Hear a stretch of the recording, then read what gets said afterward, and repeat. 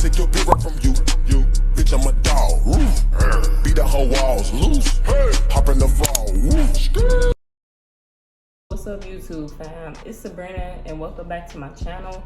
In today's video, I wanted to talk about how to grow your hair out in a year, because I went from being bald head to having long shoulder length hair in a year. Well, really less than a year. It took me about 5 to 9 months to grow my hair out. And I just want to give y'all like tips and tricks on how to grow y'all hair out too. I know a lot of us be big chopping and we want to regrow our hair. We want to start over. Me, I big chopped about 3 times in my whole entire life. And third time was the charm. This the results from big chopping for the third time.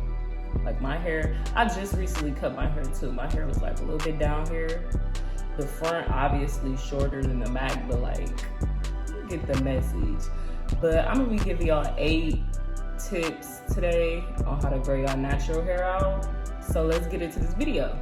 And if you see me looking down, no, I'm on my phone. I got notes. It don't come on my phone because I just got this for a backup. I know this phone old. Anyways, the first tip to hair growth is keeping your scalp clean. You have to keep your scalp clean, because if you don't keep your scalp clean, your scalp is gonna have buildup all over it. And you don't want buildup, because buildup, that could turn into dandruff, and dandruff could turn into like something even major after that. Like me, I got very bad dandruff, so every time I take my hair from being a protective style or from being under a wig for like a long time, I make sure I clean my scalp, because if you don't have a clean scalp, you're not gonna get any type of hair growth, like none whatsoever. So every time you take your protective hairstyle out, or you just wanna wear your natural hair, make sure your scalp is clean, because that is the key to hair growth. Tip number 2, make sure you condition your hair. Like, please, please, please, I can't stress this enough. Condition your hair. Your hair needs the condition, like, especially if you don't moisturize often. Just doing a simple like condition, put conditioner in your hair, leave it on for 3 to 5 minutes and rinse it out. Or even go all day and condition. Like, put conditioner in your hair at like, let's say you wash your hair at 11 in the morning. Put conditioner in your hair and then let the conditioner sit all day, or until you feel like rinsing it out. The longer you keep conditioner in your hair, the better, because, you know, it makes your hair soft. It gives your hair back that life after you just shampooed. Conditioner is the key to long hair growth as well. Make sure I condition every time I wash my hair. And I wash my hair about 3 times a month. So make sure you condition your hair. Tip number 3 is to leave your hair alone. So when I say leave your hair alone, put your hair in a protective style, like, and don't touch it. Don't mess with your hair at all, because the more you touch your hair, the more you try to comb your hair, the more you try to brush your hair, the more you try to do anything to your hair, you're causing breakage. And you don't want breakage. So leave your hair alone. Another way to leave your hair alone is to wear wigs. So that's what I do to grow my hair out personally. I would throw a wig on and I would leave the wig on for about a month. That's a long time, but I'm being serious. I will braid my hair down myself, oil my scalp before I put my wig cap on. I make sure I oil my scalp within, you know, wearing a wig cap, because like, I don't keep my wigs on every night. Sometimes I will, sometimes I'll be lazy, so I will keep my wig on. And sometimes I be uncomfortable and I don't want to go to sleep in my wig, so I will take my wig off. And when I take my wig off and put it up for the night, I will make sure I oil my scalp, so, you know, my scalp can get that little moisture that it needs. Baby, if you don't use no oil moisturizer, your scalp is gonna be flaky. Like, you don't want flakes in your hair. Black mixed with white, and like, black people don't really need to oil their scalp a lot. Our scalp get oily just by even having it present. With curly natural hair, you really don't need to oil your scalp that much, but I would say like once a week. Not every day or nothing like that, but once a week, make sure you oil your scalp. Or when you take your protective style out, make sure you oil your scalp then after you wash and shampoo and all that.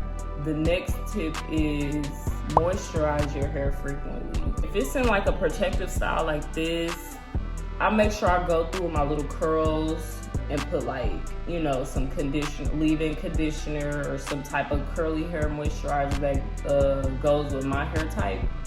Because I have 3b-4a type hair, 3c, 3b, 4a type hair. So I go in with the products that work best for my hair, and I just moisturize my hair probably like, see me, I ain't gonna lie, I'm lazy, so like I would moisturize my hair not that often, but when I have my hair out like this, I would go in like every other day or like once a week and moisturize my hair, because girl, you don't want breakage at the end. You gotta, and when you do moisturize, make sure you apply it to the tip. The tip should be the first pieces of your hair that get treated the most, because that's the hair that's been on your scalp the longest. The roots, you can actually moisturize the whole thing, but you want to start at the bottom first and work your way up, because this is the oldest parts of your hair, so you want to treat the oldest parts first. The next tip is to not put heat on your hair often. After this third big chop that I did, I've been natural for about 9 months. And I want to say out of the whole entire 5 to 9 months, I've only put heat on my head probably 3 times. Not even that, probably like twice. Like, I really don't put a heat on my hair because, you know, I'm trying to grow my hair out to be as natural and as curly as possible. When I first big chopped back in 2017, 2016, the front of my hair didn't even used to get curly at all. It used to be just like a wavy, straight type of look. Like, it didn't match the back at all. And now that I use less heat on my hair, my front actually curls now, it coils. So when I seen that, I was so fucking happy. Don't use any heated tools. Try not to use any heating tools like flat irons, curlers, blow dryers. After you wash your hair, don't blow dry it. Let it air dry. Let it get its natural dry, because you know, we don't want all that heat going into our hair. We gotta protect our hair. Flat irons, silk presses. Try to get silk presses only in the winter time. Me, I only get silk presses in the winter time anyways, because like getting a silk press in the summer is like pointless, because you gonna sweat anyways, and then your silk press gonna be ruined. Like, hair gets right back frizzy. So it's like really no point of getting a silk press in the summertime. Not saying there's nothing wrong with getting a silk press in the summertime, but me personally, I wouldn't do it, because I feel like it's a waste of money and it's a waste of time. Don't flat iron your hair often, because that will cause breakage as well, especially to the ends. Just frying your hair every single day, like that definitely will mess your curl pattern up. I mean, if you try to put curls in your natural blowed out dried hair, try to put like perm rods. Don't use like no curling wands, because that's damaging as well. That's a lot of heat. If you do use a heated tool, please spray heat protectant on your hair, because heat protectant will like help it just a little bit. The next tip is try not to dye your hair often. So me, and that's crazy because my hair pink, but try not to dye your hair often, because that can cause breakage too. Color damage is called color damage. I just dyed my hair pink the other day. Within this 5 to 9 months of being a big chopper for the 3rd time, I've only dyed my hair twice, and it was a honey brown color before this, and now it's pink. And I do plan on keeping this pink in for a while because I don't want to, you know, re-dye my hair constantly to a new color. Since I was 17, I've been dyeing my hair plenty colors. Like I done had red, I done had blue, I done had blonde, I done had black, I done had pink before. Like, and that definitely caused breakage in my hair. That's why I big chopped the first time. Just going ham with the hair dyes. Like, when I got permission from my mom to dye my hair, because my mama was taking care of my hair for me as I was growing up as a little girl. But when I got permission to dye my hair from my mom, I was just going insane with the colors, and that was causing a lot of breakage on my hair as well. And that's why I wanted to big chop the first time. Then my hair was permed back then, so that made it even more worse. Like, before I big chopped the first time, my hair was permed. So, baby, my shit was dry, breaking, my ends was all different lengths. Like, half of it was up here, half of my hair was down here. Like, it was just breaking from all that color damage.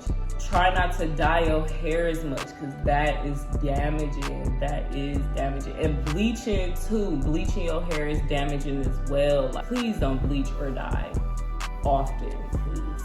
No.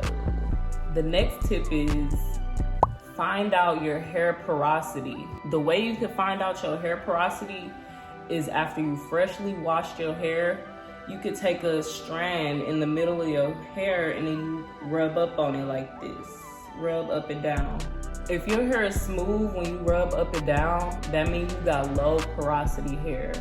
And then when you rub up and down and your hair it feel like rough and bumpy, you got high porosity hair. You want to find out which products is low porosity and which products is high porosity. When you find that out and you start using those products on your hair will grow significantly. Your hair only grows about 6 inches a year. And if you want all full 6 inches of growth in a year, you have to use the products that work the best for your natural curly hair type. That's the most beneficial way for hair growth. But yeah, you want to find out your hair porosity type and then go and Google. So for example, if you have low porosity hair, go to Google and you search up low porosity hair care products, and they'll list like a whole bunch of products that work for low porosity hair. And the same for high porosity. If you got high porosity hair, go to Google and type in high porosity hair care products, and they're gonna give you a full list of hair care products that work for high porosity hair. Because you gotta know your hair type in order for your hair to grow. It's really about you knowing your own hair type. Because the more you know about your own hair type, the better it will grow and the better it will look and the better it will be. The last tip I have is get trims regularly. If you don't get a trim, baby, that old hair breakage is gonna start running up the hair. It's gonna start running up the hair, and that shit gonna break. Your hair, this strand gonna be long, and this middle strand right here gonna start breaking up. Like, your hair gonna be so uneven, and it's gonna look so bad. Like, it's hair. Hair is gonna grow back. So getting trims regularly is not bad at all. Like, if you got a professional cosmetologist that you go to for silk presses and stuff like that, and she tell you that you need a trim, sis, don't tell her no. Get them ends cut off, because if you don't get them ends cut off, that breakage gonna start running up your hair, and you don't want that. Because when you comb your hair out, you wonder why your hair crunchy when you comb it out. That means you got breakage. I just cut my own hair, which I should never did. Don't cut your own hair unless you're a professional. Yeah, I just did it because I needed it. My back is way longer than my front, and my back was like down here. Imagine having long ass hair in the back and short hair in the front. That's not really, like, I was trying to even my hair out a little bit more, so I cut my hair up to my shoulders so it can look more even all the way around. front still longer than my back, but that's okay. It's a little bit more even. Like when I wear my afro out, my afro is more so of a circle shape instead of the bottom just being down here and the top just being poofy. And you get what I'm saying. Like I had a poodle type look going on.